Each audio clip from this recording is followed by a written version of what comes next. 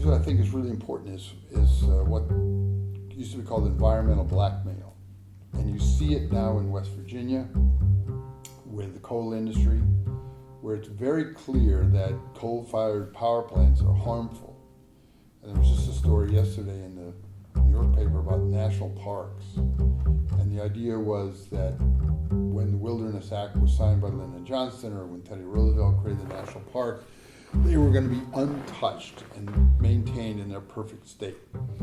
And the guy's argument is that because of the global climate changes and global warming and pollution, stuff like that, that the parks are not untouched, that they're suffering serious consequences from pollution, air pollution, climate change, things like that.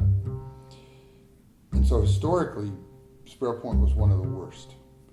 And the red dust, if you look at the old stories, when they were pouring, people would know when the mills were being poured. They wouldn't hang wash outside, certainly in the town of Sparrows Point. But other people would say, I love that red dust. It's the color of money. Because that meant that everybody was working and making money. And so what they did was they accepted dangerous, unhealthy working conditions in exchange for money. And the whole community did. And the 22 zip code where Sparrows Point is located has one of the highest cancer rates ever in the country. And a lot of it, I think, is a result of airborne stuff coming out of Sparrows Point.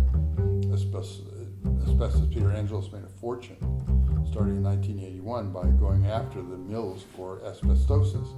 And you will hear old workers saying, I know I'm not going to live very long, but I'm working here so my kids are going to have a good income and go to college, I can buy a house, and they can be taken care of. And companies would often say, well, and they still do it, the coal industry says, look, if you don't want us to put up with this stuff, we'll just close and move, and then what are you going to do? And so it's environmental blackmail. And what happened is that Baltimore County accepted it. Sparrows Point was polluting the harbor forever. And a guy, Abel Wallman, for whom a building is named downtown, according to Mark Reuter, became a consultant and basically covered up for the fact that they were piping all the pollution further out into the bay. So it wasn't immediately there. But all around that area is just terrible pollution. And air pollution, ground pollution, you name it. And so workers there accepted that as the price of being paid and working at Sparrows Point, and having your families there and having them to do better. But it's clearly got an enormous amount of ground contamination, although down in East Baltimore now there's a huge new development going on where at a place that used to be an Allied chemical plant, and they figured out how to remediate, and they cover it, and they put concrete and then soil and different stuff so that the ground is good. And of course this is going to be another luxury hotel that John Paterakis is building.